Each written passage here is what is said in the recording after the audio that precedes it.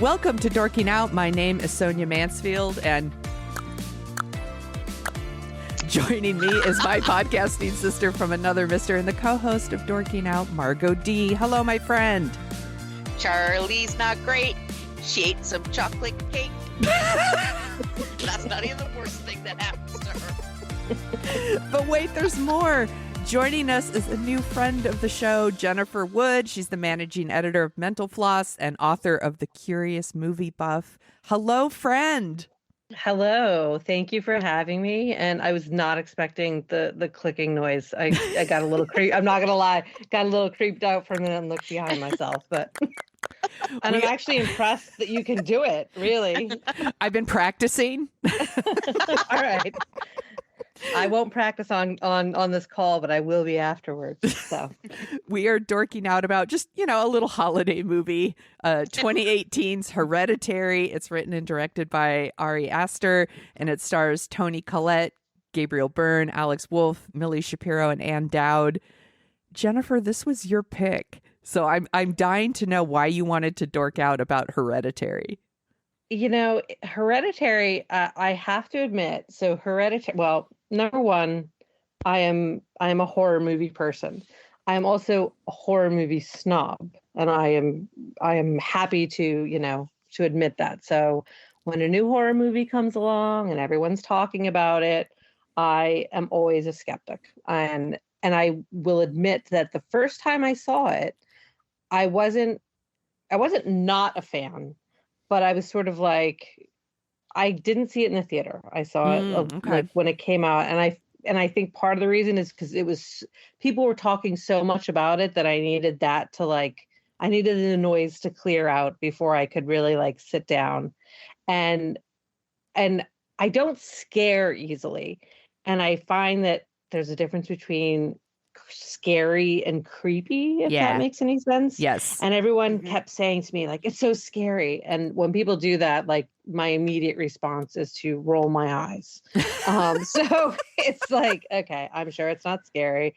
And to me, this movie is definitely creepy, more so than scary. But I feel like the first time I watched it, because I still had all that noise in my ear, that it didn't disappoint me. It was different. It was, I think it's a movie that requires more than one viewing, which is my favorite type of movie. Yes. Really. That, and it's, again, it wasn't that I watched it and was like, oh, that was awful. It was just, I don't know what I was expecting, which is almost a testament to the marketing of the movie. Yeah, they did a way. Actually, I think they did a good job with this one. Yeah, I feel like they did an excellent job because studios are often terrible. Yeah, they tell you everything. Well, they tell you everything, or it's a movie it would be a movie like American Psycho, where they try to play it off as a horror movie, and people then go in expecting this horror movie and get, this sort of really black satire instead. But in this one, you go in thinking, okay, you see Charlie in the trailers, and you just feel like it's going to be a creepy kid movie, basically. Yeah. And it is to a certain degree, but it's so much more. Yeah. So that's, I think, why I really just with each new viewing, I notice something else, or there becomes a new layer. So I've really, and I think it might be Ari Aster too, who because I felt the same way with Midsummer. Yeah. There was so much talk about it, and then I watched it and I was I wasn't quite connecting with all the talk that I watched it again. And it was oh, okay. Now I'm let me watch it there. So that's one of the reasons I really like this movie, because it is so deep and it's so layered, and I'm not going to steal my husband's quote, because this is his quote and I really was going to steal it, but we were talking, because I watched it again recently before we were going to talk, and I was let me make sure it's fresh in my mind, and he made the comment, he's what is so great about the movie, and gosh, this sounds depressing now that I say that. He's like, it's just devoid of hope. And I was like, God. and it's like, Yeah. he's Oh my God. absolutely right. Like, Yeah. that's what I like about it, is that it's not like it's not teenagers making stupid decisions that you're like, oh, take the right turn and you would have avoided the whole thing. It's like there is no hope. Like, so in a way, you can just sort of settle in and just be like, there's no out for these people. Like, let me enjoy that ride instead. These are my favorite kind of movies. Kind of, this movie's scary to me the way The Shining is scary, because there's something about the family unit, the people that you trust the most, the people you are most vulnerable around, and you tie your lives together, and you're like sleeping next to this person and you're so trusting, and then it just goes bananas. Like the idea that this, that sort of thing is like really scary to me. Like that, this is where you're most vulnerable. You're like supposed to be your true self, and then things go crazy and that they could hurt you. And it's interesting your husband said that about there's no hope, because I wrote in my notes, it's like right in the name, Hereditary. Like, you can't escape it. It's inevitable. It's inevitable. Yeah. Like, and it's and one of the reasons I love horror too is there's just the different layers. You could go as deep as you want or not. And this one, it's hereditary. It's family trauma. It's mental illness. It's any other genetic thing. And you can't, there's nothing to be done. You can't get away from that. You're going to have to deal with it or not, and you're going to be dead. Like, right. There's like free will is not a concept that exists in this movie. You know, there's no free will. It's like this is your life. It's, this is predestined. Like, it's in the cards, and do whatever you want, it's going to happen. The end is inevitable, basically. But I also think too, in bringing that sort of up, like the Hereditary, it's also like, because it almost takes the horror in it is really like the stuff that we face every day. So family. Yeah. No offense to my family listening. I just called my family horror, but like really like, the family, like fractured family relationships or dysfunction, but also like mental illness, depression, death, grief, like these things that we experience as just part of being human and living in this world. Like, those are kind of the horrors that we're talking about to a certain, yes, there's the supernatural, there's these other elements, but it's sort of based in very authentic, authentic things that we can't escape to a certain degree. Yeah. Hopefully we can, a little bit better than this family. We can make out. Yeah, we can make out better than they did, but yeah. Sonia, why don't you go through the plot, just in case it's like somebody, they're kind of like curious about the movie, they haven't seen it yet. Yeah, we could definitely run through it. So the movie opens with Gabriel Byrne and Toni Collette, married couple. She's an artist who makes miniatures. Actually, I love the opening so much, like how it zooms in on the house and then the house becomes their house. Oh, it's so good. And he works as a therapist, I think. And I was like, nice choice. Like, and then they have their teenage son, Peter, played by Alex Wolff, and then their daughter, who's like 13, and her name is Charlie, and she's an odd duck, I guess would be a good way to describe her. And Peter's kind of a stoner. And it opens with the obituary for Toni Collette's mother. She died, and they go to this funeral. They go to the funeral, and there's more people there than Toni Collette expected to see. It's a very strange. Yes. Yes. And she's just like, my mom would, she clearly had a very strange relationship with her mother. She mentions like, maybe I'm not sad enough. That comes out. And after the funeral, they are kind of just, Charlie is not dealing with it well because she was super close to her grandmother. And the teenager is just a stoner. He just wants to get stoned. And He's one of the Naked Brothers. Do you remember that? That was a show. no. They were okay. So it's a Nickelodeon show. Polly Draper is his mother. She was from 30 something. She played Ellen in 30 something. yeah. And then she married the guy that was Arsenio Hall's band leader, Michael. Do you remember that? Woo, woo, woo. Yeah. So she was on Arsenio Hall. She was flirting like crazy, like she was DTF for him. And they completely got together and got married right away. And they had sons. And then the show was over. They moved to New York. And the boys had a teenage band. Like they were competing, I guess it was like the Jonas Brothers, maybe. I don't remember this at all. You don't know this at all? No. Okay, so because I remember they were pitching when I was working at magazines. So the boys had a band and they were creating songs. And so they were based in New York and they were just the Naked Brothers. That was their name, which is like the parents were okay with it because whatever. Okay. But they had fans. They had fans. And it was like this whole thing of like, Partridge Family meets whatever. But there was these boys at home. And so Polly Draper is their mother.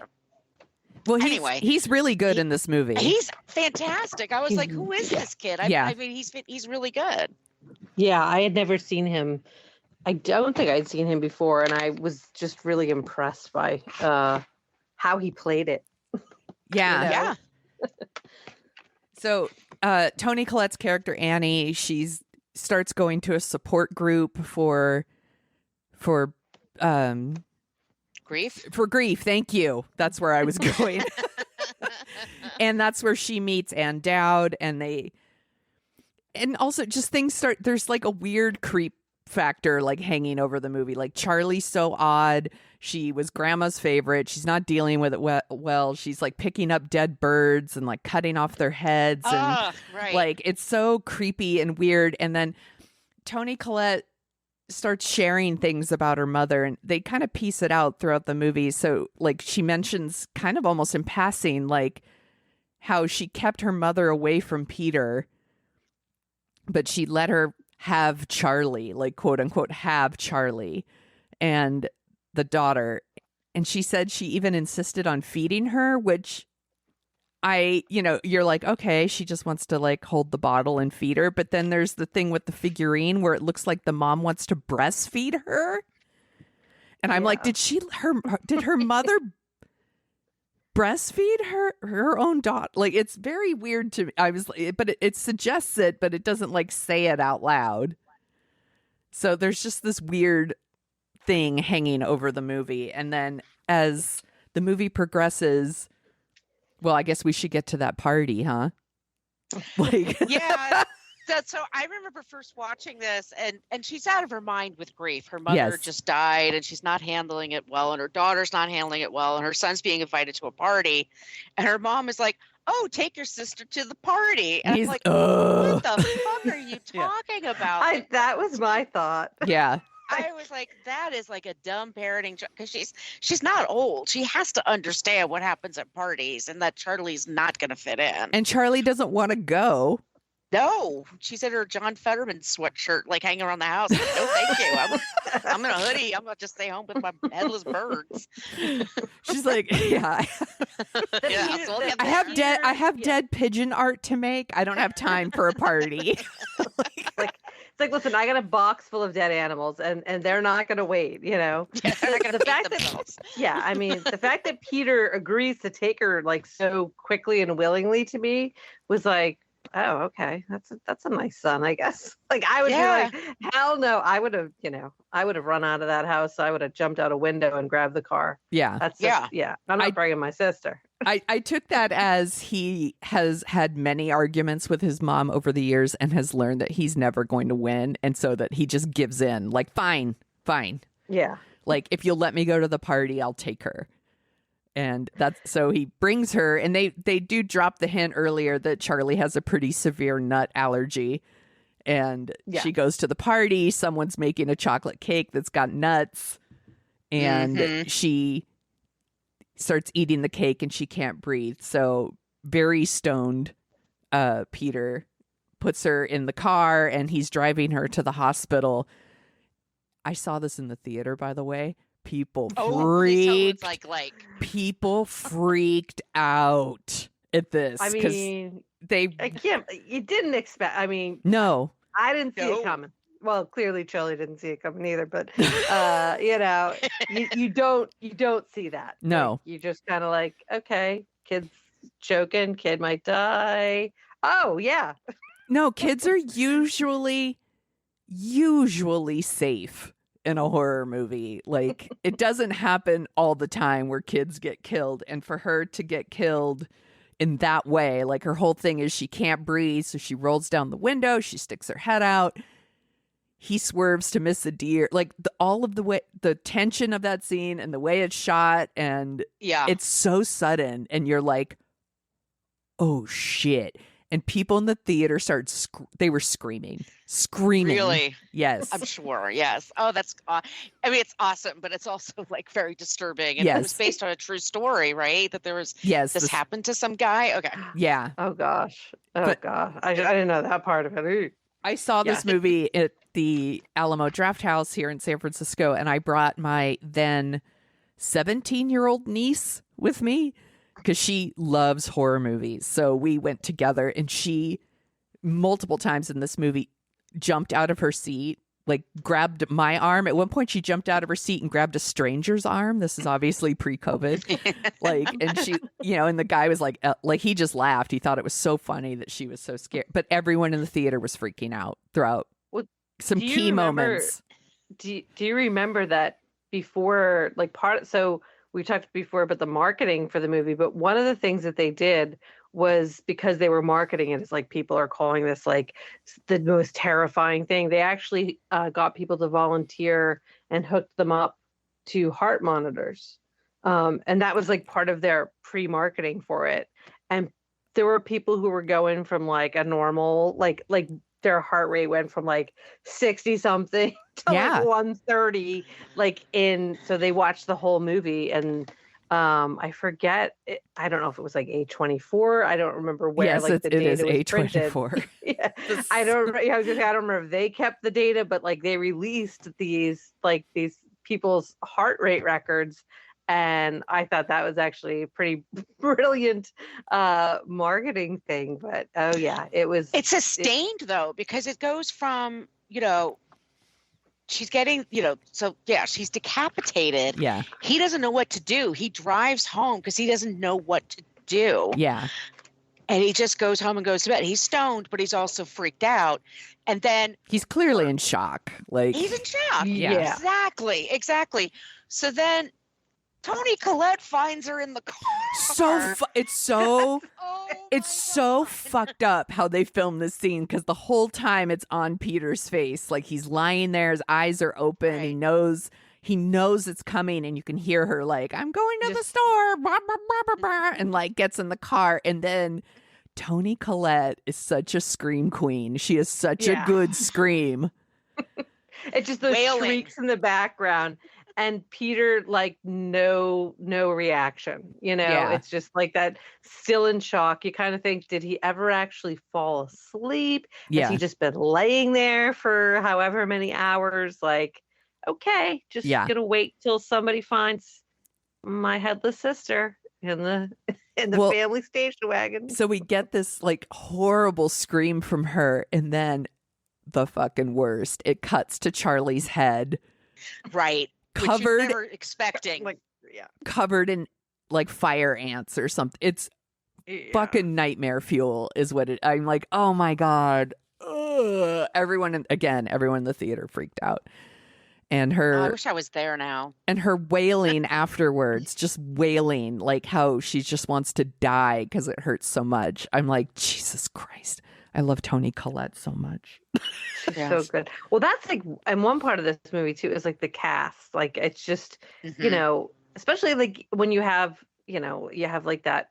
It's usually the wife. You know what I mean? That you have this sort of like throwaway, like pretending it's not going on, like clueless character. And so in this case, it's kind of the husband. Yeah. But it's like you stick Gabriel Byrne in that role. Like, okay, at any time Ann Dow pops up, it's going to be good. Right. Like whatever you're watching, you're like, oh, Ann Dowd's here. All right, we're good. Yeah. We're in safe hands. Shit's going to get real. And Dad's here. Like, yeah. Right. Like we're in for something special here. And she's not just going to be like the friendly grief No, that's person. they're tipping their hand a little bit when you cast Ann Dowd in that role, that she's not going to be who you think she is. Like, yeah, she's not just going to be the helpful lady that goes to grief counseling too, and you have a coffee with or tea with and share your grief. Like, she's up to something. Yeah. Old Annie. I still think it's an interesting choice that that Ari Aster made Gabriel Byrne's character a therapist, because if anyone needs therapy right now, it's that family, and clearly nobody's getting it. Like, Annie's now sleeping in that treehouse at night. She's making a miniature of the accident, which is really fucked up. Like, Peter, for some reason, is like back to school. And I was like, dude, take some time off. Yeah. Like, what are you doing? Yeah. Like, listen, you can get a week off easy, kid. Do you know what I mean? Like, exactly. And Peter and Gabriel, I almost called him Peter Gabriel. Gabriel Byrne is like walking around like, nice family I've got here. Like, he's not like not doing anything. I was like, dude, get your family some therapy. But maybe he's a little burnt out. Yeah, I was like, maybe he's a little burnt out from work, but you feel like it's like the chef who doesn't want to cook at home, but like you got some work to do here, buddy. Yeah. So before we get to Ann Dowd, I want to talk about the scene at the dinner table where like they're all having dinner and Peter makes the mistake of saying, "You okay, Mom?" And like she's so full of pain, and the way she just unloads on him, it's just it's just so good. She's so good. It's like, it's heartbreaking.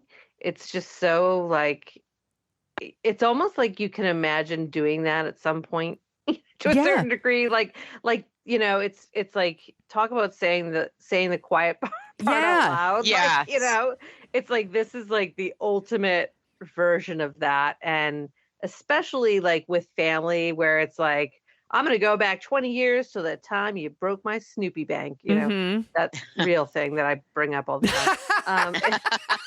I pray my brother's listening. It's just like, you go back however many years, and it's just like shit comes out, and it's like, oh no.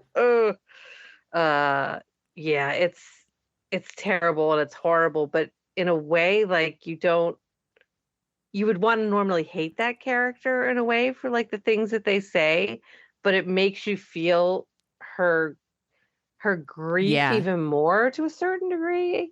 Yeah. But also her grief is it's so much not pure grief, because that relationship that she had with her mother was so bizarre that, you have to imagine that there's part of her that, the part of her that's like sort of relieved a little bit, not because I'm talking about her mother, not Charlie, obviously. And it's just like, gosh, like, talk about having a lot to be holding on to and to like be holding inside. It's just like, you go. And you think you married a therapist, so you're okay. Like, if some shit happens, well, I got an expert here. And then nope. He's just like, pass the potatoes. Yeah. Again, he's like, nice family I've got here. Parents want to be strong for their children, and like, she is so broken at this point that she just can't do it. And she just, and she just unloads on him in such a cruel way but I have a lot of empathy for her. I don't know if she's been through the ringer.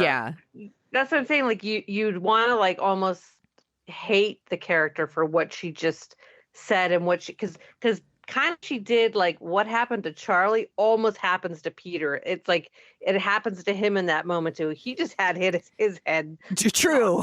Too, you know what I mean? Right. Like, she just emotionally decapitated that kid, and it's like, you want to hate her for it, but it's like, you your heart is breaking for every, Yeah. well, except for Gabriel. Right. He's just, I don't know what he's doing. He's cleaning the dishes or something, but like there's the two of them. It's just so much pain and guilt and like, this is my fault and all of those things that, that come with that. Yeah. Yeah. It's a scene. It's a big scene. It's almost more terrifying than Charlie's. It's upsetting. Yeah. It's just as upsetting, seriously, as the head. Like, Yeah. because she really does. But she has to get it out of her system. And a part of me is just like, well, maybe he's so stoned he doesn't really hear it. But not true. Right. It's not true. So I loved his performance at the school. Yeah. Where he's like falling asleep and so, like he's hitting his head on the desk or the desk. Yeah. Mhm. He's trying to wake himself up out of what he's dealing with. And he's in this, who does he go to? Because his dad's not helpful. His mother's just out of it. He has friends, but they're young. They don't know what to do. They don't know what to say. And he's alone in this world and he's just trying to figure it out. And Alex Wolff is such a great actor. Yes. I mean, he's really perfect. Everyone's so good in this movie. And even if he went to people, there was nothing that anyone could do because, again, like what's going to happen is inevitable. There's this cult that is surrounding this family. The cult's going to happen. The cults happen. Cults happen. Like, isn't that a bumper sticker somewhere? Yeah, cults happen. Got cults. Like, it's going to happen here. Like, there's nothing this kid could do differently. Now the devil worshippers are gonna hang no matter what. Yeah, in my head, like now, I've watched this movie like 3 or 4 times now. In my head, like that cult is just kind of hanging around the outside of this family all the time, like making things happen. There's Rosemary's Baby. Yeah, I was just about to say like, and that was like, I feel like that was my first, and maybe in a way, like I not to say it was like derivative. I don't mean it that way, but when I first watched it, I felt like a lot I can't talk. A lot of the people who had seen it and were like, "Oh, it's so scary." I kind of want to be like, "Have you seen Rosemary's Baby?" Like, and for some reason, there's a little bit of like Suspiria in it to me. Mostly at the end, like there's little pieces where I feel like, oh, maybe he was inspired by like Suspiria. But yeah, like there's that Rosemary's Baby feeling where like you never feel safe like watching the movie. Like you just always, there's like that thing in the pit of your stomach where you're like, all right, this family in the first 20 minutes, we've done this much to this family. Like it can't get better. It's only going to get worse. And it's hard to imagine how it's going to get worse from what you've already witnessed. Because there's the physical with Charlie, and then there's her unloading on the table. So now you've just been like emotionally walloped. Yes. And it's like, oh God, what are you going to do to me next? You masochist. Well, then like there's a whole thing where like she then sleepwalks into Peter's room and she just starts, she even says even worse shit. It's like, I never wanted to be your mother. Like I tried to have a miscarriage. Like I was like, Jesus Christ. Well, and she tells the story about how when he woke up like years before, and I'm like, now how old was he when like, I don't know that they say when she like basically was like standing over him, basically ready to kill him. Like she had doused them all in lighter fluid and was going to light them all on fire. Yeah. So it's like, this movie takes turns. Yes, it does. It does. It's like, oh, thanks, Mom. All right, but you're sorry. But the pace is so deliberate / kind of slow sometimes that I'm just sort of like, okay, this is a horror movie. What's going on? But he's just building and building and building on the tension. So she's, do we get to the part where she lights Gabriel Byrne on fire? Well, sorry. We saved that for the end, because then there's the whole thing where Ann Dowd's character convinces Toni Collette to have a seance. And of course, like after you've seen the movie and you've pieced it all together, you're like, yeah, she wants to move Charlie into Charlie's spirit or whatever into Peter, because the whole thing is this demon, this evil spirit needs a male host. And what I think is happening is Charlie, like the demon was like in Charlie and just like hanging around waiting to get into Peter. Is that what we think was happening? That's how I took it, or that it sort of made its way into. Did it get it to Annie? You know, that it sort of goes maybe from Charlie to Annie to Toni Collette, and you know, but again, it's sort of like we're just using her temporarily to get into Peter because we need that male host, and Ann Dowd is really sort of like she's the puppet master at this point. She's just orchestrating how to get that payment. Is that spirit? Yeah. To get that into the male host that we've now been like, oh, he's perfect. Let's get him.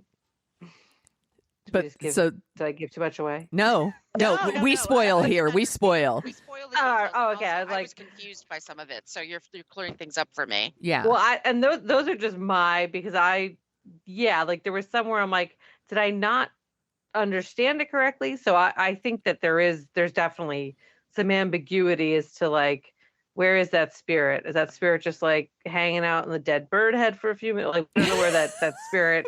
The spirit's just like watching Bravo or something. I don't know. She's doing something, but okay, yeah. Sorry. The spirit's just kicking back, watching some Below Deck. Yeah, she's just like, ooh, a Mediterranean marathon. So Gabriel Byrne gets set on fire. Now you were going to call him Peter. I was going to call him Peter Gabriel again. It's because Salisbury Hill is so appropriate for the movie's trailer that, you know. It's a matter of time before I start calling him David Byrne. Like, it's going to happen. Like, so people are going to be listening like, wait, Peter Gabriel and David Byrne are in this movie? How have I not seen it? There's all these musical numbers. You're missing it, y'all. Watch the director's cut. The big oversized Yeah, like suit. I was going to say, he's wearing the big suit. Like, the shoulder pads, the costume This is design, not my beautiful wife. Oh my goodness. So she's trying to... Peter... Oh my God, I almost did it again. Gabriel Byrne... She hands Gabriel Byrne Charlie's sketchbook, right? And she's like, you need to throw it in the fire. And because she tried to burn it before, and when she tried to burn it, it set her on fire. Do you remember this? Like, her arm catches on fire. So she's like, you need to do it, and it's probably going to burn me up, but I still need you to do it. So he throws it in the fire, and that's when he catches on fire. Right. Yes. Because she's like, I can't do it. And at first you think she means like, I can't throw it away, or at least like that was my original interpretation. It's like, oh wait, no, she actually can't do it. Like, it's going to ignite her if she tries again. So here, Gabe, you've done nothing. You've been useless. Could you do this one thing for me? Listen, I know that like we've got like, you know, a yard to rake and stuff, but just one thing before you do that. Here, just take this highly flammable book and throw it in here because nothing will go wrong. At least he does that, I guess, you know. Yeah. I mean, it backfires, but yes. So he's dead. Yeah. He's real dead. Yeah. Right. And then, so now Toni Collette is possessed by Payman. Yeah. That scene is terrifying too. Like, she is screaming as he's on fire, and then like the switch, like the just right from like screaming to like, I'm demon. Like, it's just like dink.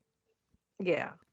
It's more like, oh, I'm demon, and I can just like be up on the ceiling and you won't know it. Or like I can be like in the corner, just kind of cramped. She just, when there's certain scenes where she's in weird places where she shouldn't be. Yeah. Those are the kinds of things like when I I said before, like there's scary and there's creepy. Yeah. To me, those are different things, and it's like this movie is just like fucking creepy.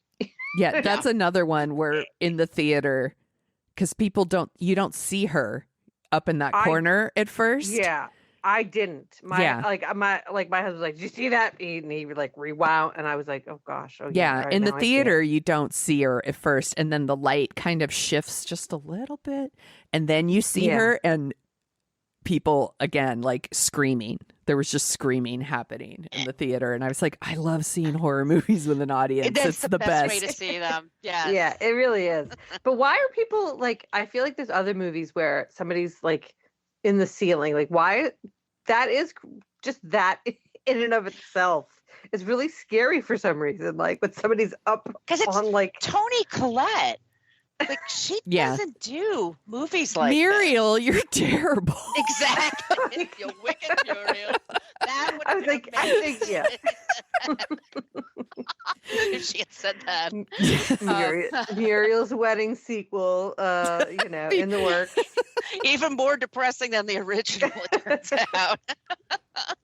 But yeah. But that is a big part of it too, is that like, so now is that you really did get these like such great actors. Not that other horror movies don't have, great actors, but let's face it, horror movies get short shrift. Back, right. You know what I mean? And Toni Collette did in this case. You know what I mean? Like I remember that was one of the big conversations about this is like, that people like to debate whether Silence of the Lambs is truly like a quote unquote horror movie. I say yes too. Like my husband and I had this.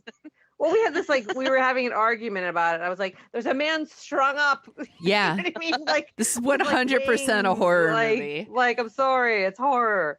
But you look back to like The Exorcist really being the first horror movie that really had critical acclaim, and you actually had Oscars, and and people that was like the big talk was that like, oh, this is going to be nominated for Oscar, and it should have been. I mean, Toni Collette, put her up against, I don't remember, what won that year or who was nominated that year, but put that performance up against what Toni Collette does in this movie. I'm like, I'm going to go look. I'm going to look it up for us right now. What she has to convey, because she has to do grief, she has to do anger, she has to do bewilderment. She's finding out that her mother is, a devil worshiper and part of this whole group, and she's slowly losing her mind, and then she becomes possessed, and then there's she's up in the ceiling, and then she woos or she gets out her son up to the attic with her, and then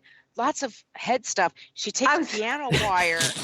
I was gonna say that headbang is like, I'm just picturing it right now. Well, it's just so I read somewhere that Alex Wolff said he thought they were going to make a softer thing instead of a desktop, and then the director said, well, we did, but it wasn't as soft as he thought it was going to be. He basically almost knocked himself out. Right. He really slapped his face hard on that thing. So it looks real, and it looks but he actually really did. And then she takes piano wire, and she's up in the corner of the attic in the ceiling, and she's just cutting her own head off. So fucked up. Gruesome and fucked up.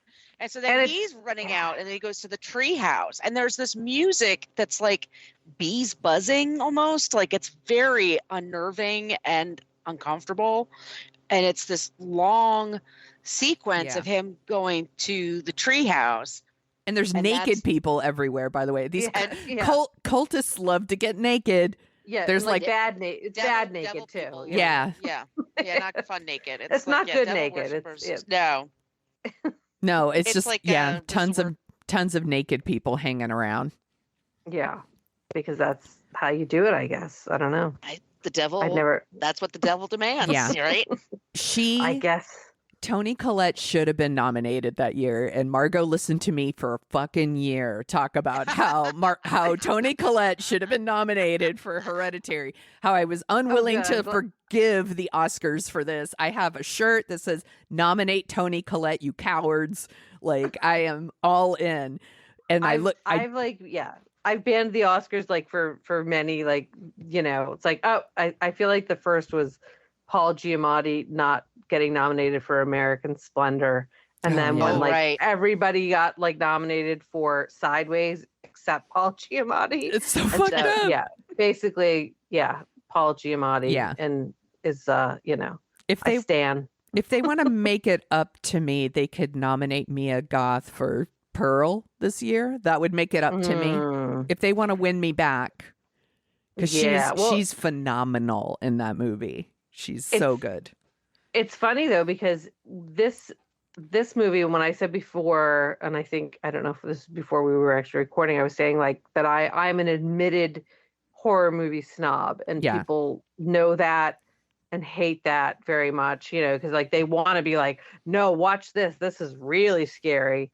And I'm just like, yeah, there are very few, but one of the movies that I sort of put this in the same category with is The House of the Devil. So Ty West, like, it's one of those, he's sort of now he has this much bigger following and, with people, but I always kind of, I liken Hereditary a bit to The House of the Devil, which when anyone asks me like, oh, any like horror movie, like that's the one I go to. I haven't seen it. I'm writing this down. I was just about to say, I know that number one, they probably haven't seen it. And number two, that it's just like, it's so good. It's short. It's pretty short, but it's like set in the 80s, but it's done in a way that's just like, it's just so fucking cool. I'm in. Is that the one about the babysitter? And then no, she's but she's babysitting like an old woman essentially. So it's like there's an eclipse and Tom Noonan's in it, so that the creepy stuff's gonna happen too when you get Tom Noonan. Yeah, like so Greta Gerwig actually is like the friend. She has like a kind of a small role. I don't remember what year it came out, but it's just like that's my every year Halloween, like when it's like, all right, we're gonna do our movie marathon.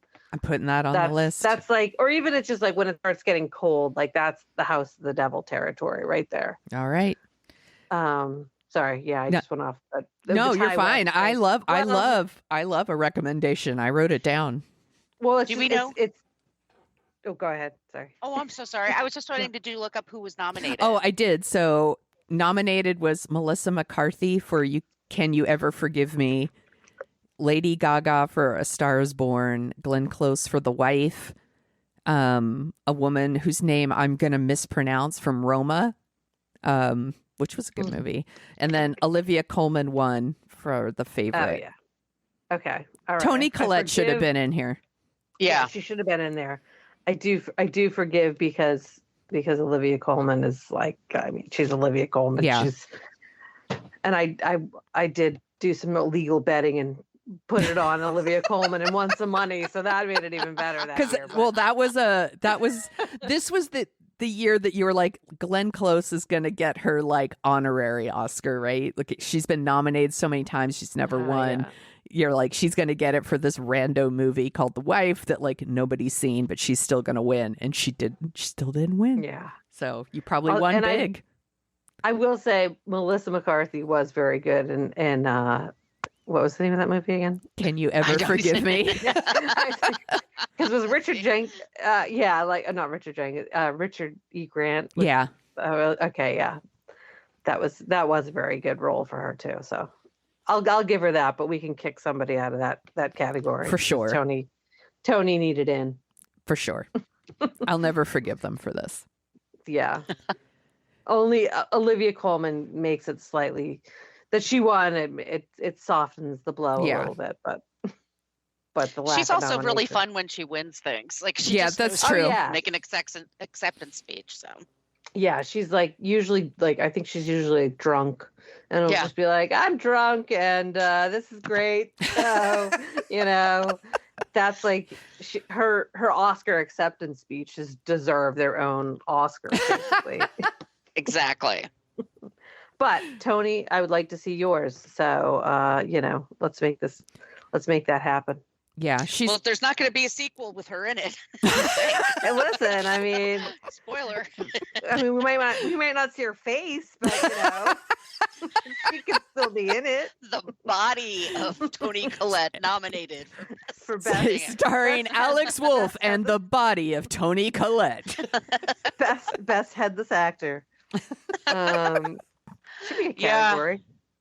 Yeah, I mean, she's just, she is now like, she sort of seems to be like leaning a little bit, not into like horror stuff, but I mean, she did Nightmare Alley, and actually the Staircase wasn't horror, but she was really good in that too. Excellent in that. She's so good in that. Yeah. She had to die 3 times down a staircase. I was not expecting like that. I don't know why. Like I just thought they were going to go like in one direction. Yeah. But like it was sort of like they did like the really horrific version of like Clue, where it's like, yes, but it could have happened like this. The owl in the kitchen. Margo texted me, and she was like, "How many times are they going to push Toni Collette down the stairs in this movie?" I mean, like, and by the way, owl theory like stan here. So like, I'm a total owl theory nerd. I think and I've actually like sense. I seriously did like an interview. Like I interviewed like bird experts on this. That is amazing. I nerded out on the owl theory for Wired at one point. But yeah, this was like when the documentary was before the show. Yeah. But yeah. So, do not. Sorry, Toni. I do not believe the owl theory, but I do think the miniseries on HBO made the best case yet for the owl theory. Listen, there was blood outside, and there were owl feathers in her head. Welcome to our podcast about the staircase. About the talent scratches in her head. Yes. There was definitely a talent. All right, sorry. No, we should do a whole episode about the staircase. That would be super fun. I would hate to even admit the number of times I've watched like the documentary, like when it first came out, and then then when they brought it to Netflix and the new thing. Oh, so good. It is so good. I'll watch it a million times. It's a batshit story. It is. Just totally. My dad, when he retired and he didn't know what to do with himself, he would watch court TV every day and watch that trial. Oh my gosh. That was his jam. That was his jam. I'm jealous. I would have. So am I. Yeah. He would talk about it, and he said, like, I don't think he did it. They just didn't prove their case, but he said he's such a weirdo. That's what he's getting convicted for, and especially in North Carolina in the 90s, like they don't want to hear about bisexual anything, Yeah, I got to talk to the first officer like on the scene, and really, wow, yeah, it was very interesting because he was just I can't quote him or anything, but like he was just talking about dorking out. Like I was just like, tell me more, like I'm probably like a total psychopath. Like really, but like I wanted to know everything, and he was not anti-owl. I'm gonna be honest. Mm-hmm. Like he definitely wasn't like, hey, a lot of people allow that this is a possibility, and there had been apparently a couple incidents like at the time of similar things, like because it was extra cold or something, and in the area, and there was a lack of food. All right, I just totally changed your. No, you're fine. Margo and I do this all the time. All the time. Cut. This is now about the staircase. Restart the intro music. No. Okay. We've managed to created a world where we could just record our conversations and put ads in there. And people listen. I don't know how it worked out, but it did. I need to do this. Okay. Sorry. Back to Hereditary. So back to Piano Wire. Piano Wire in the treehouse, and I actually get confused. Maybe because I'm just so unnerved at this point. I kind of want the movie to be done because I'm just so uncomfortable. Yeah. Because he goes up there and there's naked people and they're bowing to this object, this thing, and it's his sister's head, right? It's not her actual head, but it's sort of this sculpture of Charlie that they're worshiping. Yeah, Am I I think wrong? so. Yeah, Okay. I'm trying to. Yeah, because then I sometimes I think when I'm remembering it, I'm like, wait, is this in the attic? Because there's the part where he runs. I get like, wait, did that happen in the attic or the treehouse? Because there are the two different. Yeah, they're two different creepy things. I think, Yeah, but they're worshiping a thing. I And think then it's they're really saying, her "Hail head. Cayman." I think You it's think really. they took her I head? mean, I think it's Nobody Charlie's seems- no- head. yeah, because nobody seemed to have Really? picked that up. You know? However many hours later. Yeah. So I think that's still hanging around. there's nerds out there that are screaming, "Of course it's her head." You Horses, you're stupid. 1 you star. ladies. Go back to Lady the podcast. staircase. You don't know what you're talking about. 1 star. But it's very oddly it's beautifully directed and filmed. It Yeah. looks great. It's just like I'm not sure and they're not explaining anything to you. Like you just got to fucking figure it out. Yeah. Basically, like so the grandma was in this devil cult, and she thought Charlie was going to be the leader, but Charlie's not all there anymore. So now they have to put it back to the brother, and then there's people bowing, and Yeah. some of them it's his mother and his grandmother like headless, like bowing Yeah. to him. Yeah. Ugh. Yeah. That's where I'm like, "Ugh." And he jumps out the window. Is he trying to like? I think he jumps out the window Exorcisted? before. Yeah, I think he jumps out the window before Okay. that part. Right? And that's when the Because I think- spirit kind of enters him, 'cause- right? Yeah, because that's Oh, when right. like that makes more sense. so I Yeah, think so it's like he's- I think the piano wires like I think they are in the attic because then he's just like he Yes. sees some of those naked cultists. He's like, all right, Yeah. I'm out of here. Like I'm out of here for good. So creepy. Little does he know he is not out of there. Like Yeah. like that jump out of the window. He Michael Myers that thing because like he's gonna Yes. it's like you hit that ground, but like here comes payment. Here you go. Here's your destiny. Here's your Yeah. You can't here's your escape it. fairly yeah, it's like the fairly heirloom, it's like here's the thing you're gonna inherit. You're welcome. Yeah. Yeah. Hail Satan. It's Yeah, that's so like- creepy. I think then we have that, and then into the creepy, actually kind of cool though treehouse. I wouldn't mind that. I'd hang out in that treehouse. It's a nice too. treehouse. Actually, you Yeah. could rent that treehouse for a couple $1,000s in San Francisco, I think. You could rent Oh, it out to seriously. someone. Like Yeah, like they live there, like no kitchen, nothing, but Nothing. $2,000 a month. Thank you. two headless women. Just ignore the statue over there. With Yeah. The child. Margo sent me a link from the A24 website where you can now buy a gingerbread treehouse Oh, really? from Hereditary. You can make like the gingerbread treehouse kit that they have. Oh, now that was another cool thing that they did. So again, like I'm a bit of a marketing geek, I guess, like when it comes to movies, just because I want to like be like, that was terrible.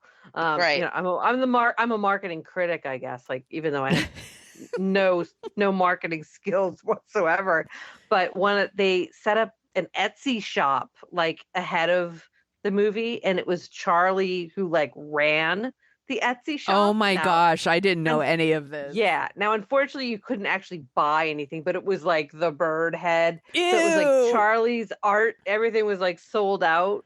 But I was like, oh, this is so brilliant. Like they actually set up a real Etsy shop for That Charlie. is so smart. It's- They made a it's lot still- of money with this movie too. Yeah. And it's like one of those movies that could have been so like off, just like gone. That would have been like really small, Yeah. like sort of art housey kind of movie. But yeah, people were just, I think that they really played to like to those strengths and to like the creepiness of it. And they did it in a really, really brilliant way. And A24 was still fairly, new at that point too. So, Mhm. and this was a different movie for them though, as well, like a different kind of movie, I feel like.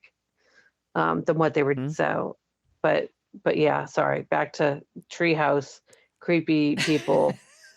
Treehouse of Horrors. Yeah, Treehouse that's of like the Horrors. real. It's like, yeah, it's yeah, it's pretty terrifying. And I mean, I guess because we can say this, when the movie ends and then I forget what the song is that they play at the end credit, but it's like, Both like sides now. Oh, so it's like, but it's kind of like the peppy, upbeat, like, like it's sort of like a like Bad Moon Rising, is it at the end of American Werewolf in London? Yeah. Where, like, it's just sort of like you cut to like happy dappy kind of music, which I always think is like such a great. I love like a good little juxtaposition like that, and it's a good needle drop. Yeah, it's just unnerving. sort of like, it's like because you're like, oh, is it over? And then it's just like sort of, something that feels joyous in a way. In terms of the music, you're like, oh God, how you just like, you jerked me all, like my emotions all over the place here. And now you're just going to like throw me into something really fun and upbeat. And that might be the scariest. That's the scariest part of the movie. No. Yeah. When it was, I just feel like I'm hearing it in my head. When I see movies that like, I feel not very often movies, they don't stick with me. It's like, I like that or something. And then I just move on. This is one of those movies that like, it just stuck with me. And I couldn't stop talking about it, and I couldn't stop thinking about it. And I went and like read think pieces on it. And I like movies where you could go see them and you can enjoy it, and that's fine. And if you want to dig deeper, you can. And this is one of those movies. And I think Margo had to listen to me nonstop talk about this movie, like off mic, because I was like, it's so good. Like, it's just so interesting and good at what it's doing, and I like that you can dig deeper if you want, and the performances are so great. And I didn't know a lot about the movie when I went in, so I had no idea where it was going to go. And I just, even rewatching it, when I do know where it's going to go, I'm just still like so blown away by it. There's so much. Like, why did you have her brother bring the daughter to the party? Like, I just like when I'm like, no, that's a terrible idea. Yeah, I do feel bad. I'm like, really, you're gonna be that mom? But when he comes home, that's like the one part where like I get he's in shock, but like, how do you not like knock on the door like, yo, oh mom, dad, I'm going to bed, I'm home, I'm fine. Charlie's in the car. Charlie isn't. And just like, then dive under the covers. Like, that's the one part where I'm like, oh, don't go to bed. Don't go to bed. It's something that really happened. There was a guy, I think in Georgia, he was drunk. Yeah. And he and his friend were driving home in a pickup truck, and the friend was nauseous and leaned his head out the window. And the guy just drove home. And he was aware convicted. Of what happened? Now he was aware, though, of what happened, like that the man had no head at that point and just still drove home? He drove home, put the car in the garage. Yeah. And so it's horrifying. And then he wound up going to jail and felt terrible. I mean, it's, obviously it's not something he wanted to happen. But, I think sometimes humans just kind of go, nope. Their brains. I guess it's like a total... I mean, I guess as an audience, you're just like, oh, he really went there, and I guess in real life, like, you probably just can't even allow yourself to go there as to what, you know what I mean? It's like, all right, maybe if I go to bed, maybe I'll wake up and this like really didn't happen. Yeah. Yes. Maybe I just took something and it made me, I'm tripping. Yeah. That's what it is. I mean, that could be, they say like people fight, flight, or freeze, and just like his brain maybe just froze. He just could not handle it. And that's like just so much. Just in the moment, that's so horrifying. And then just thinking about how his mother's been anyway, and what she's going to be like when this happens, when she hears, and we hear it when she finds out. So that poor kid was screwed from like day one. and that's also like too, like a really a testament to like the directing. And we've been talking about the actors and how it's just like, it's so like well cast and like, just like a really like, just like a superior group of actors that are doing this and playing it all just like perfectly. And again, like Peter, just the way he that sort of like nonchalance or just like unaffected, but like clearly broken nature like that he does. Mhm.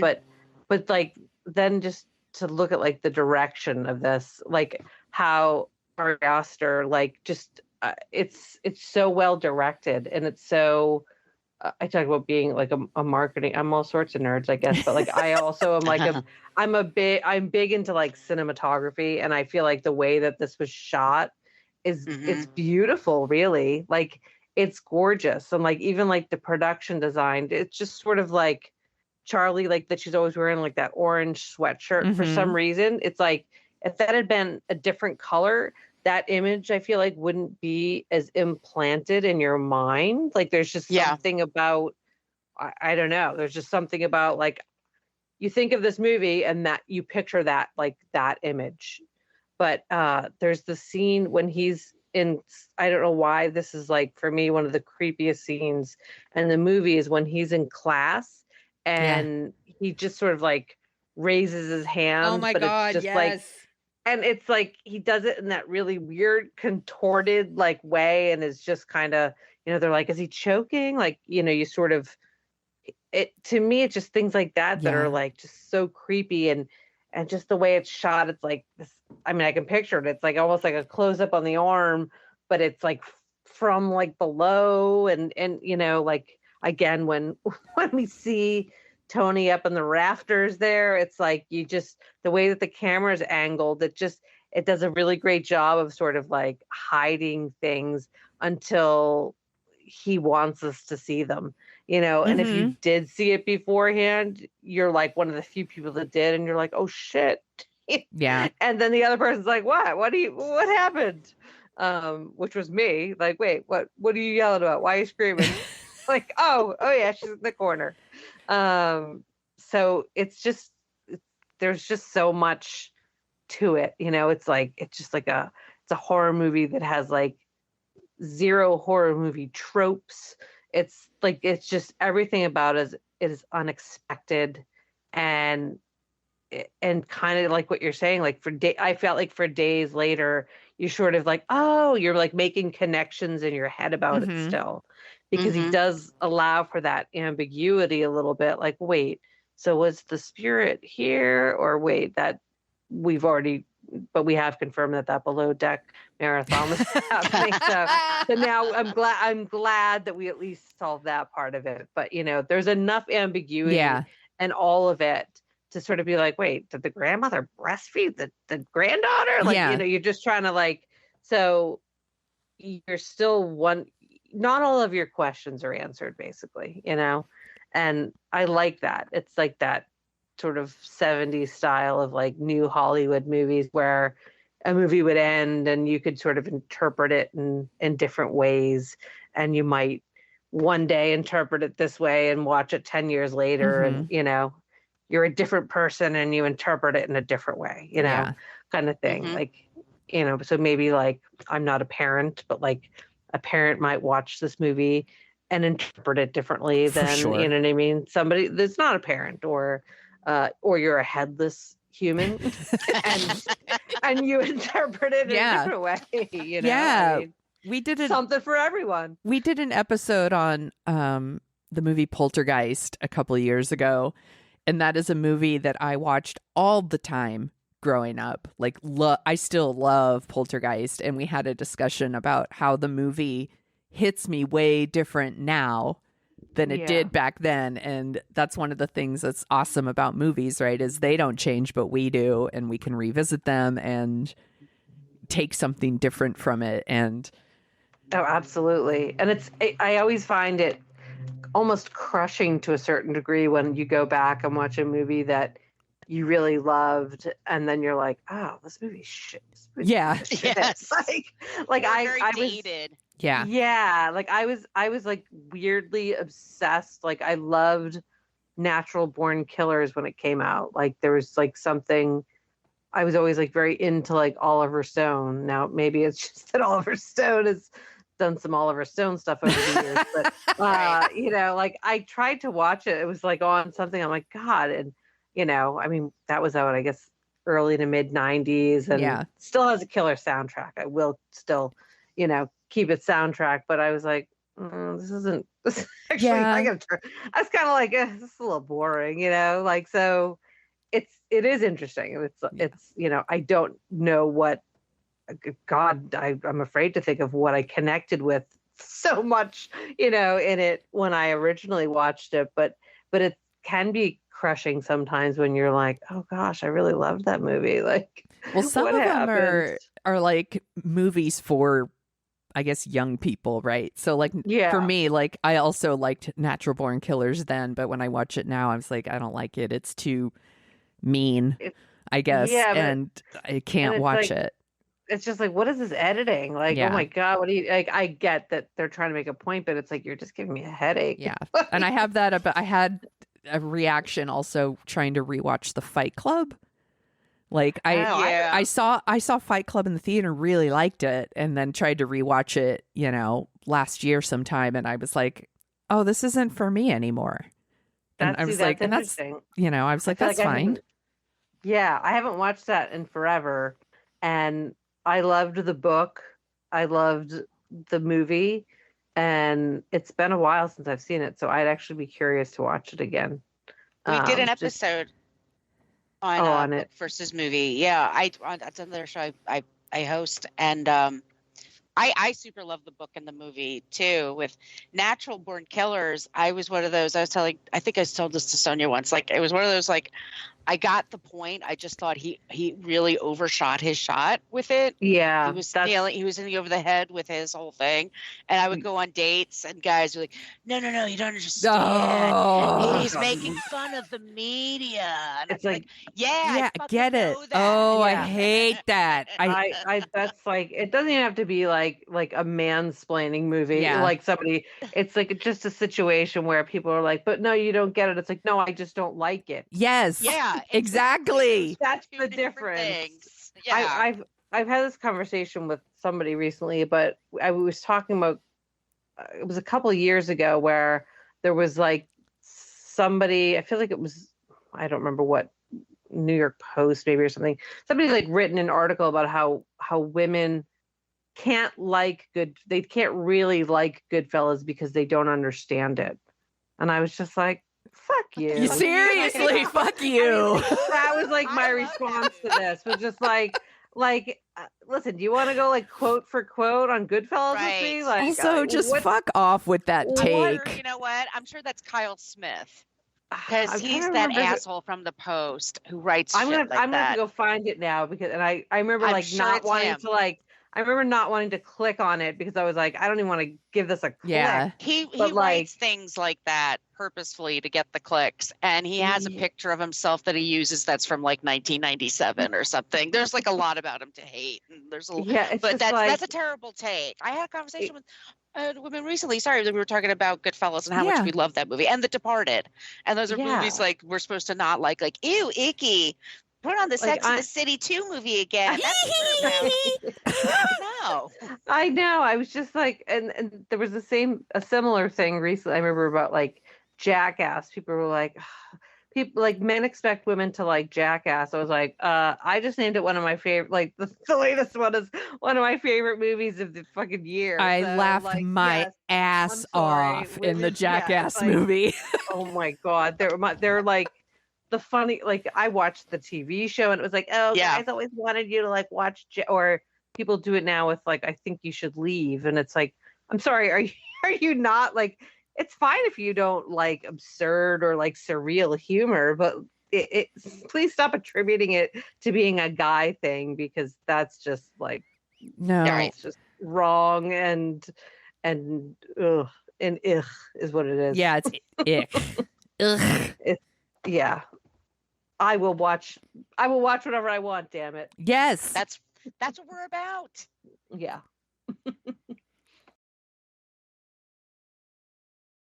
I can't believe somebody said that women don't like Goodfellas. I'm sure. We don't know. Not even like we can't, but we can't understand it. Oh, okay. Like silly brains. Like what part am I not understanding? That's what I'd like to know. Because he's pretty explicit throughout the fucking movie what Yeah. they're doing. Yeah, There's no I mean- subtext anywhere. I guess there should be like a sequel on like, so we really didn't understand Sopranos either, did we? Yeah. I think it must be those gangster movies we can't Mm. understand. I'll just wait What's for a good. I'll just Godfather? wait for What? good broads to come out, and then I could see that. What an asshole! And now I got it now as we're like taking down this one person who maybe didn't write it, the piece, but I'll have to find out. I'm gonna look it up. Damn it, who wrote it? It was. Just I'm sure he did. I was just remember never being like I'm so offended in my life. It was like, how dare you? I wrote Well, while down. you're looking that up. Yeah, sorry. I was going to say I have a list here of the top 10 movies of 2018 if we want to hear them. Oh, Yeah, let's do it. Okay. So number 10 was Fantastic Beasts: The Crimes of Grindelwald. Oh, I was thinking Sexy Beast for a minute. I was like, wait. I wish it was Sexy Beasts. That's a good just like- movie. I know. I was thinking, wow, that was really that. Yeah. Number 9 was Deadpool 2. Anyone here see Deadpool 2? I didn't see it. And I saw the first one. I saw but the first one too. it was fine. Yeah, I know. know, it I was know fine. people love the Deadpool movies, so that's fine. Like I like that they're like little meta and funny, but it's like, okay, I saw it once. Yeah, it was a thing. Number it was good. 8 was Fine. Mission Impossible Fallout. That was I'm the one sure I with Henry liked it. Cavill. Was that the one? Yeah, that was. That was the one. I think that's the one where Tom Cruise runs a lot. Yeah, He did his own stunts. what? There was Tom actually- Cruise does there his was- own stunts? What? There was literally a study like a couple of years ago, like that movies where Tom Cruise runs make more money. Ah! Where this is a real. I'm gonna find that now too because I just remember finding it That's his thing. really, really funny. I know. I was like, so Tom Cruise movies make money, is what you're saying? Like, By the way, I really like all the Mission Impossible movies. I think they're super fun.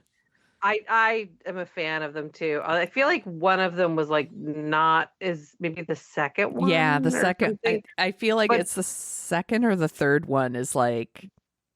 One of like, them was eh. not as good, but and I'm trying to think if it was the one though where Philip Seymour Hoffman was the Yes. villain. So that like still made it good. Yeah. Because I he think was- that's number 3. yeah.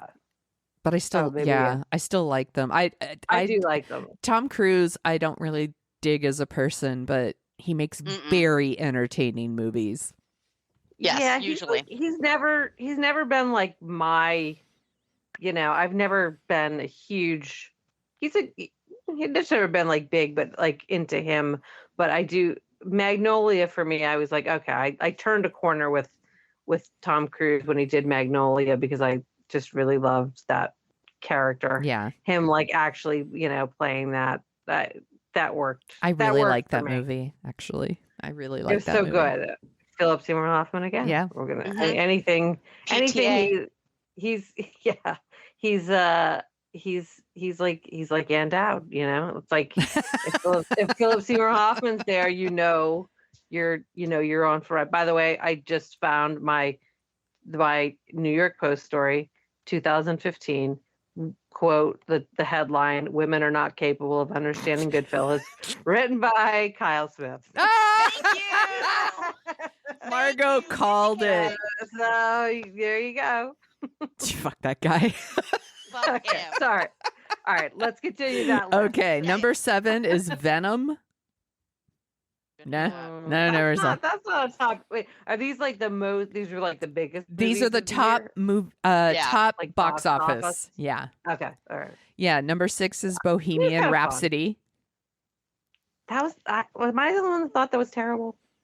I wasn't I- into that one.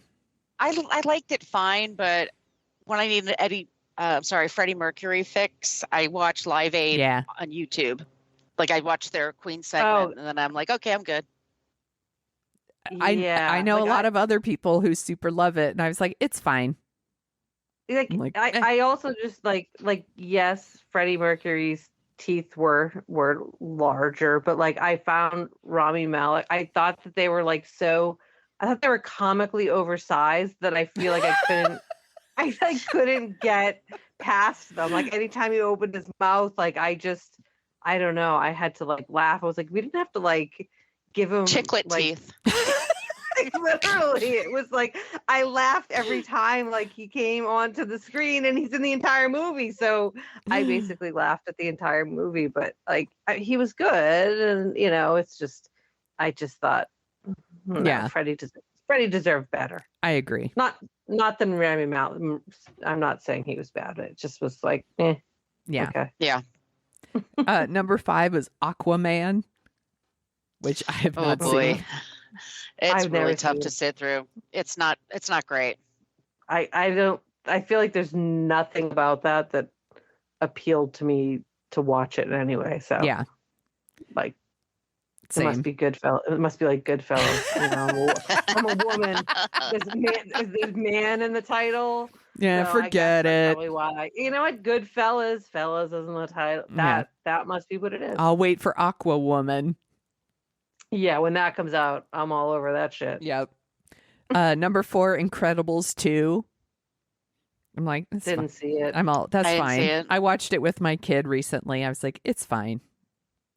The first one I like. Yeah, I like the first one. Yeah. The second one it's got good parts. It's just fine. There's a long time between those two things. Very those two, long no? time. I thought so, yeah. Number 3, Jurassic World Fallen Kingdom. Ooh, boy. I haven't seen any of the new Jurassic Park movies. They're just not good. This is such like a thing that people, and I have a feeling you guys are gonna agree with this. I don't like Jurassic Park. Oh no, I love the first Jurassic Park. No, I don't. I don't like Jurassic Park, and people. It's probably like the one movie where like I get the most hate for just not liking Jurassic Park, and people are like, oh, "How dare you!" It's people get very mad at me for not liking Jurassic Park. I don't know what it was. I'm like, people are like, do you not like dinosaurs? I was like, I don't know. Am I a 5-year-old boy? Like Not every movie is for everyone. Yeah, right. You're allowed to not like it. I don't understand it. Yeah, it's so funny. People get so angry, like, oh, how dare you? But yeah, I've clearly then I've never seen any of the other it's movies. obvious you just don't get it. So I know. I think that I don't. So I assume you didn't see any of these Jurassic World movies then. I never. Were there 3 original, and then like there's now 2 or 3 of I've never seen anything beyond the first one. That is fascinating to me. I have never heard of someone who didn't like Jurassic Park. Yeah, it's like funny. It's like I could name 100 movies that I don't like, and people are just like their heart stops at Jurassic Park. Like I've personally offended them. I used to get that for Meet the Parents. I don't like Meet the Parents, and people think it's the funniest movie ever made. And I was like, I hate that movie. I hate it. I was like that with Drop Dead Gorgeous. We get a lot of requests for that, and I'm like, you just don't want me on that call. I feel like it doesn't make me laugh. I think the accents are annoying. I think it could be it's a great premise, but I think it's a miss, and nobody wants to hear that, especially gay men. I've never seen that, but I just that was the one with like, was it Denise Richards? Yeah, Denise Richards and Kirstie Alley, and it's got great people in it. Allison Janney's in there. Kirsten Dunst. I mean, it's got a great cast in it. Like I said, a really good premise, but I'm just like, it's a miss. I feel like it's not as funny as it could be, but. And I think like a comedy that's not very funny is a very frustrating thing to try to sit through. Yeah. Yeah, I agree. Well, that's what, like, if anyone ever told me though, if somebody had said they don't like Step Brothers, then I would just walk away. I'd just leave. I love Step Brothers. You're just wrong. It's the greatest movie ever made. I think I actually I may have even noted that I haven't looked at my book, but I think in the intro I made a joke. It's like, you tell people what your favorite movie is, but like then there's your real favorite movie. Yeah. And Step Brothers is like my real favorite movie. So, but I'll be like, oh, it's Do the Right Thing. It's the Three Colors trilogy. Anything by Ingmar Bergman is my favorite. And it's like Step Brothers. No, it's Step Brothers. Yeah. And Do the Right Thing is awesome, by the way. It just came out of my mouth. Yeah. But yeah. No, but yeah, you want to say it like you want to, pretend like it's, Yeah. It's a good movie. Like, my favorite.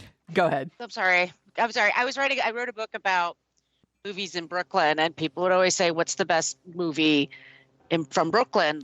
And I always say Moonstruck, and they're always stopping like, oh, you don't mean Saturday Night Fever or Do the Right Thing or the other ones. Like, they're all great, but Moonstruck's a perfect little movie. You would never, it's just, it does everything it's supposed to do, and it's magical. There's nothing I would change about it. And I could watch it anytime. Do the Right Thing, I have to be in the mood for Do the Right Thing, Yeah. We were having a conversation with someone the other day. We were talking about movies that actually it was started because I had done an interview for the book, and we were talking about how I basically, one of the rules was that I didn't want to include more than one movie, like a big feature kind of splashy thing from I only wanted to have one Scorsese movie, and then we sort of do a follow-up, just so that because otherwise it would have been 10, there could be 10 directors in there. And they were we had Social Network and Zodiac, and I was because I would have thrown we needed to include the Social Network, but just because it's it's an important kind of cultural movie for right now. It's very, there's so much I love about it. I'm a big Fincher fan, and I was the Zodiac is a movie I would literally watch that every day. Me too. And it's scary. I'm you need to come back and we could do Zodiac because I love Zodiac. We both love Zodiac, so yeah. Yeah, it's just I'm in the line, and I use it all the time, is when because you figure that's the beginning of Robert Downey Jr.'s comeback.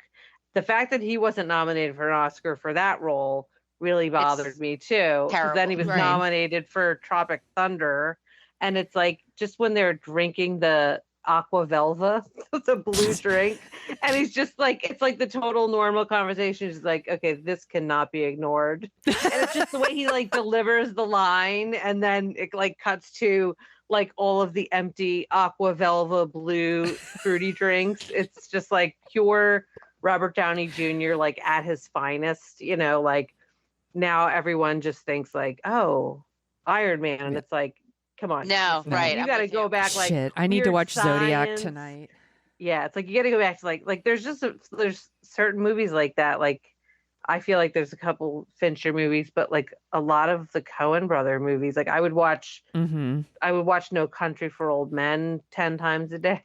Yeah. I would watch Inside Llewyn Davis every day. I would watch Fargo every day. Oh gosh, Same. yeah. I would you could just put it on in the background on a loop, and it's it will never get old. It will never not be funny. I will never not call any sort of ointment unguent. It's just the TV show I think is the latest. Oh, it's fantastic. Yeah. The last season was not my favorite season. No, it was not my favorite Rock, season of it. It wasn't very good. Great. But you had Ben Whishaw in it, so I'm gonna anything that you put him in, I'm gonna watch, and I'm gonna like it until he, unless he's killed off, then I. But yeah, I feel the show is such a great. It's a love letter to any Coen fan, because there's so many little things there. You can have never watched a Coen Brothers movie and enjoy it. But the first 2 seasons are just oh my gosh, they're my favorite. perfect. I'm with you. Those are the best seasons. I can They're watch them over and perfect. over again. Yeah, I'm with you. Yeah, Made me love Ted Danson all over again. Oh yeah, he's so good. He's just it's the cat. You're just oh my gosh, could they cast? You watch season 1 and you're thinking, this is like such a great cast. Could they do anything? Like you've got Bob Odenkirk, you're like randomly coming in, and then you get to season 2 and it's like Nick Offerman pops up. Like it's just, and that's another one that to me is just like so beautifully shot. I have a friend that just watched it recently, and he's always like coming to me for recommendations for TV shows, and I take that like really seriously. Yes, of course. Like, and I'll be like, okay, well, like I have them fill out like a like an NDA and like answer like other questions about like, well, what do you think of this? But this one friend, I forgot, like literally cannot watch a show if an animal is hurt in it. Oh, it's so hard. That's I'm hard for gonna me make too. sure I'm gonna make sure, and like as I said, I have a million pets like running around here, but I was like, you realize it's fake, like right? And so like he watched, so I got him to watch Fargo, and then there's a incident with with Oliver Platt and an animal, and he was just like texting me like, how dare you. But he did continue watching it, and so I actually took that as like the ultimate sign that like, yes, the show is brilliant, because he did continue watching it. He thinks it's lazy. He thinks it's a lazy way to convey something, basically, which it's like, all right, I don't know if I agree with that, but it is upsetting. I get it. Yeah, like you can kill all the people you want in like a movie or a show, but like stay the fuck away from that kitten. Yes. Like, or else drag me to hell. Like, oh, don't do it. No, any hurt animal noise and I start crying. So I can't deal. I mean, again, massacre the people, cut the heads off, the piano wire, whatever. Charlie's head goes off. I kind of like, I'm into it, but like, wait, you just stepped on that kitten's tail and didn't apologize? You're a monster. How dare you? There is a dog in Hereditary, but they don't show anything, but I think they pass the dog, and so it's I think it's like insinuated that something happened to the dog. I think when he's going up into the treehouse, there's like on the lawn you sort of see like some fluff. Yeah, it's little maybe like Aussie fluff or whatever the dog was, but okay, I wasn't imagining that then. I was like, is that the dog? Yes. We have two. What was the number one movie? Oh, we have two more movies. So number 2 was Black Panther. Great. And then I liked it.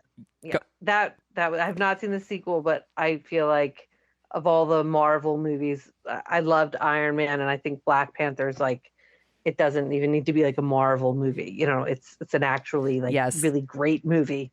Totally agree. Yes. I haven't seen the sequel yet either. I'm going to watch it when it comes to Disney Plus. I don't think I need to go to the theater for that one. Yeah, I'm kind of lazy with going to the theater lately, but same. And then number 1 is number 1, Avengers: Infinity War. Oh, I was gonna say it had to be an Avengers movie. Yes. I do like the Avengers, but I like the follow-up better. Endgame. Yeah. I didn't like the original ones, like the first couple. I saw the first one, I think, in theaters and was like, I don't think I ever saw the second, but when Doctor Strange is in the mix now, I'm like, okay, I'm here. There I go. So should we should I name the top 10 songs then? Okay, because I've been dying to do this. Gosh. Okay, because I actually know some of these. I was gonna say I was just about to say I'm not gonna know what any of these are. I bet, but go ahead. Let's hear. So I had to I looked it up and then I went to YouTube and then I played it. I'm like, oh, I know that song. So I didn't feel quite so catastrophic. But here we go. So this is June 8th, 2018. Number 10, No Tears Left to Cry, Ariana Grande. I Crickets. Don't know that one. I mean, I know who she is. Yes. Same. Number 9, Meant to Be, BB Rexa, Florida Georgia Line. Nope. It's fine. Yeah. Next. Food Up, LMA. Fine. Nope. I don't even You like don't know these? those. These are like words. You're just like saying words at this Okay. point. I don't even You're gonna know. enjoy this more. Okay, I Like It by Cardi B, Bad Bunny, and G Balvin. Okay, J Balvin. I do know that one. I feel like I do know that one. Yeah. Yes, indeed, Little Baby and Drake. There's a lot of Drake here. I Just to warn don't you know all. this one. I mean, I know who Drake is. Again, I don't know what that is. The Middle, Zed and Maren Morris and Gray. You actually know that song. They played in commercials. Okay. There's nothing special about it, but you know it. You'll know this probably. Childish Gambino, This Is America. Yes. That was a whole thing. Yeah. Yes. I do know. 3, God's Plan by Drake. God's Plan. That's all that song is. That Just did so not you help. know. I would like to hear just Margot's version. I was like, God's it's not plan. helping, I'm but I'm available if it makes money. enjoying. Yeah. Psycho, Post Malone featuring Ty Dolla Sign. Sorry, I sound like so fucking white there. Jesus Christ, I sound like a okay. So that's number 2, and then the number 1 song, Drake. Nice for what? I don't know that Anyway. song. Yeah. Yeah. No. Well, I feel like there I you need go. to go listen to Drake or something. yes. God. He had like 4 or 5 songs on the charts at the same time. It was I- wild. I should just pretend that I know like those and like, Oh, oh, yeah. I know. Of course, I'm listening to it right now. You Well, guys can that's hear why that in the background? I love when we do movies from the 2000s or anything recent, and we do the movie or we do the music list, and Margo and I are like, eh? But if we do like a movie from the 80s, we know every single one of those Oh, songs. That was like I used to like we'd have like these parties and like my party trick, my talent like in college would be like I could tell you like who sang whatever 80s song Yeah. it was. Like it would be like a frat party and like we'd win, something because you couldn't stump me. Like that was my party trick. I want you on my trivia team. Like, well, just make sure it's not like Drake trivia night, otherwise, like, 'cause then we're fucked. Darn, I was going to bring you to Drake trivia night. God's Because plan. every- I'm just gonna do that. I'm just gonna do Yeah, that. God's plan. Every answer, God's answer. plan, God's I'm plan. gonna say it in that voice too, when asked. You're gonna look hip to those kids. I know. Yeah, they're gonna be like, "Did you just use the word hip?" And I'm like, "Yeah, I did." This I'm gonna was get my TikTok vocab list. Yeah, going beforehand, there you and then I will seem really cool, especially when I mispronounce whatever the words are. That's my thing on this show. I mispronounce everything. It's a running thing. I can't pronounce anyone's names. It's real bad. But this was super fun. I'm super glad that like you finally like we were able to make it happen and like talk about first of all and talk about this movie that I've been nonstop talking to Margo about and to have you Yes, on. so This thank was super you. fun. This was Yeah, so much Margo's fun. all thanks. Now she'll stop talking about it. Tell everybody where they can find your book. Tell them about your book again and where they can So find the Curious Movie Buff, it's movies kind of like the best movies of the past 50 years. So there's a lot in there.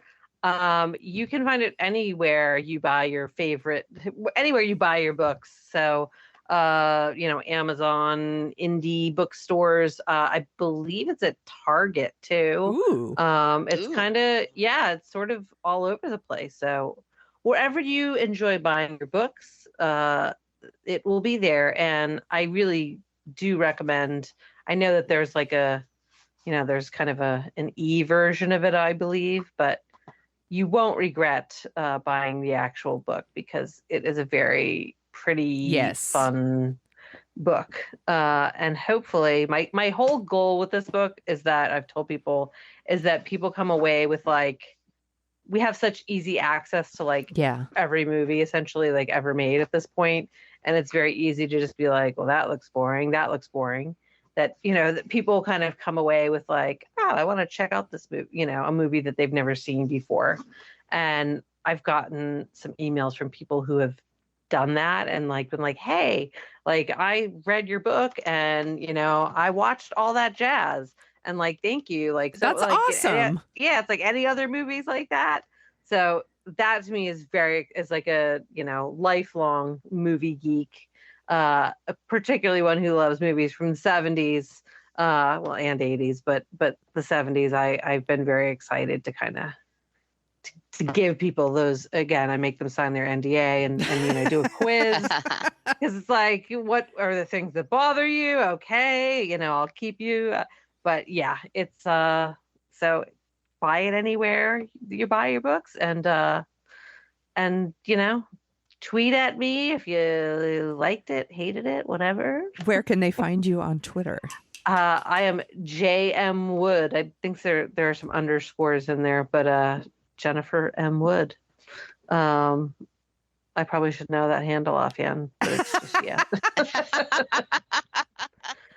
But yes, so thank you guys for having me. This was a lot of fun. Of course, this was so fun.